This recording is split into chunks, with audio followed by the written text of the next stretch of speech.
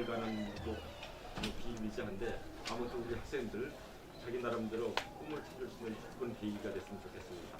좋은 말씀 부탁드리겠습니다. 고맙습니다. 자, 선생님께 인사. 안녕하세요. 오늘 진로 체험의 날을 맞아서 강사 선생님을 잠깐 소개해드리도록 하겠습니다.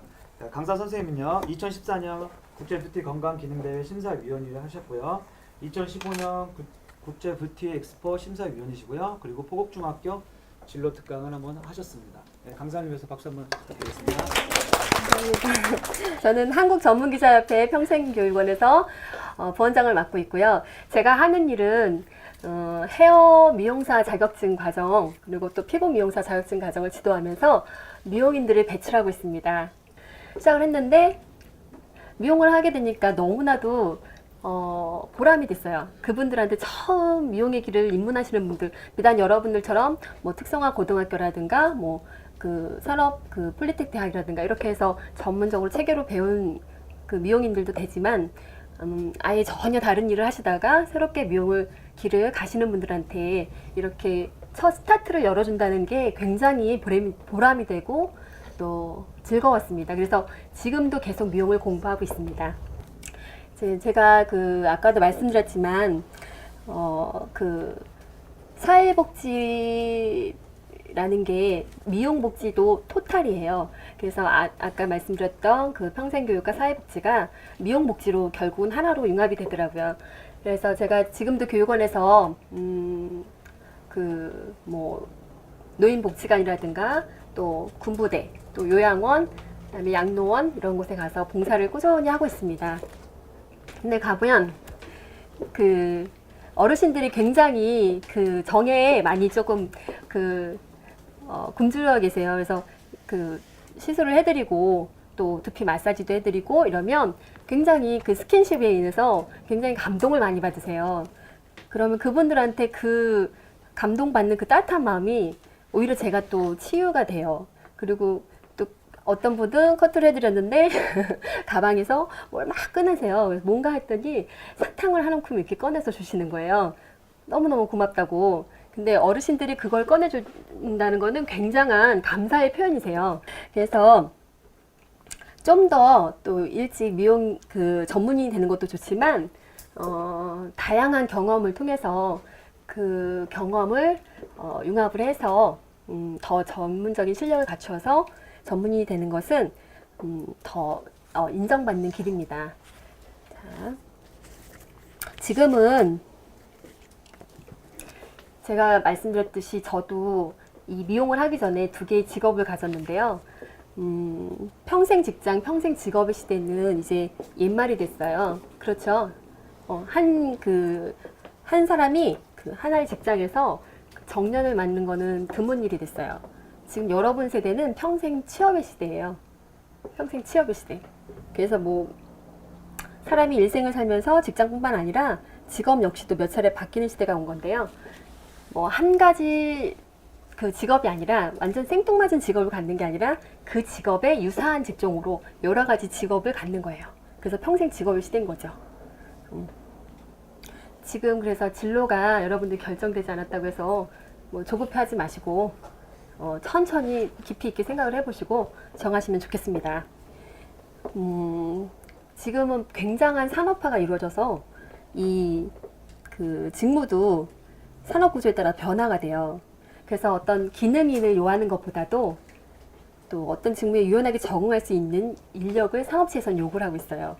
그래서 우리가 보통 직업군으로서 일반적인 능력을 소유한 자를 제너럴리스트라고 하는데, 또 전공 분야의 지식과 기술을 소유한 자, 또 스페셜리스트죠. 이 두 가지를 다 요구하고 있어요.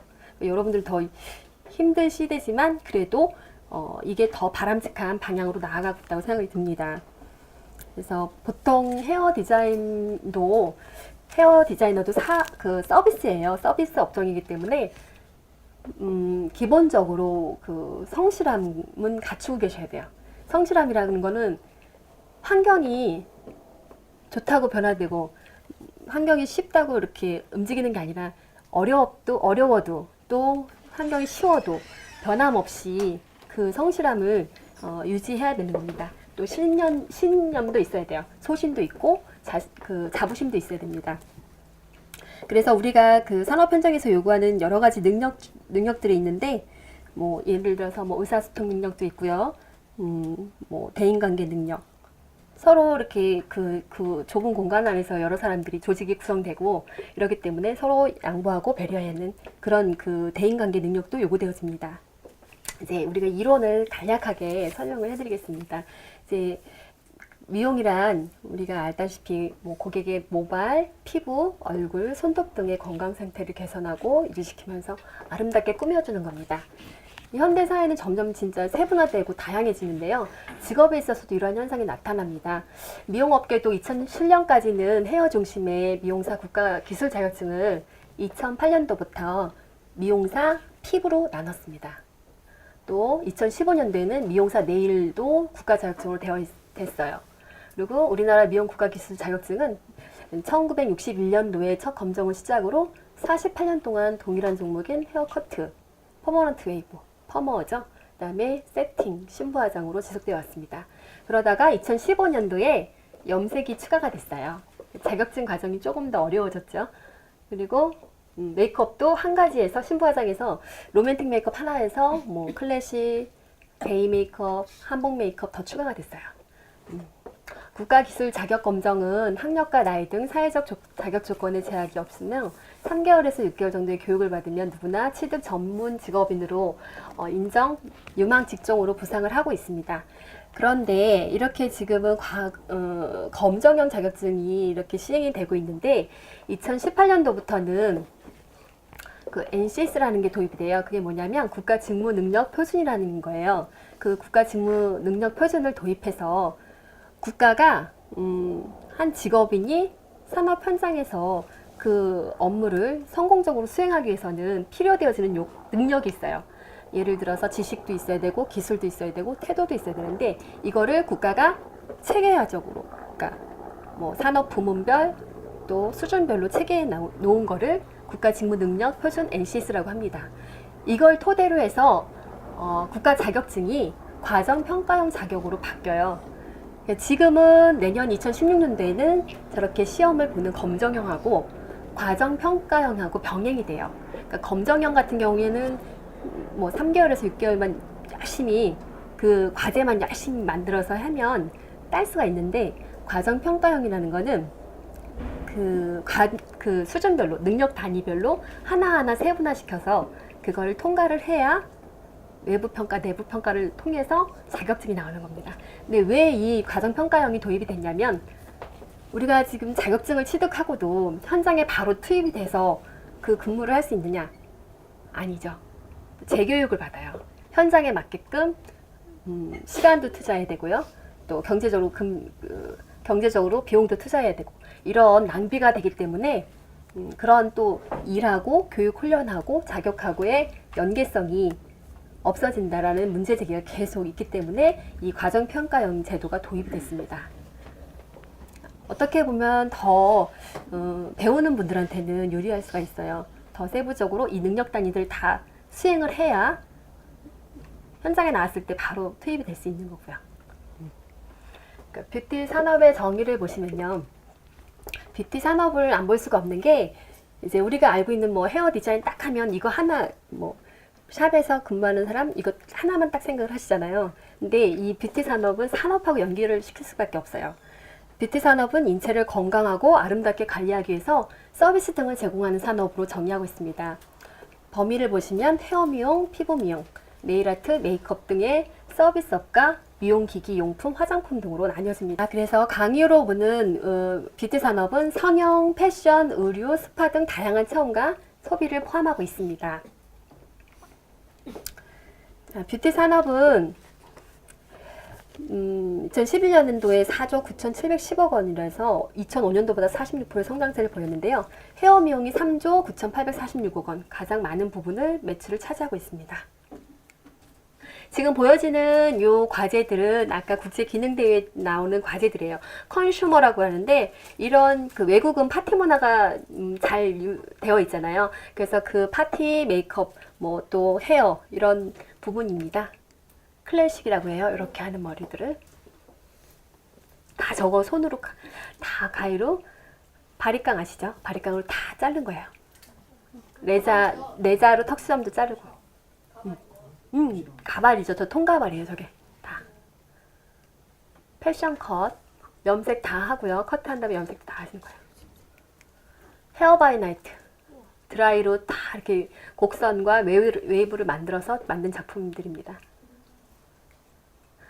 자, 뷰티 산업의 발전을 저해하는 요인이 있는데, 우리나라는 이제 프랑스 같은 경우에는 크리스찬 쇼보, 또 영국은 비달사순, 호주는 피벗포인트, 일본은 야마노 단기대학, 뭐 이렇게 해서 나라를 대표하는 기관들이 있는데, 우리나라는 아직 좀 교육기관이 부재해요.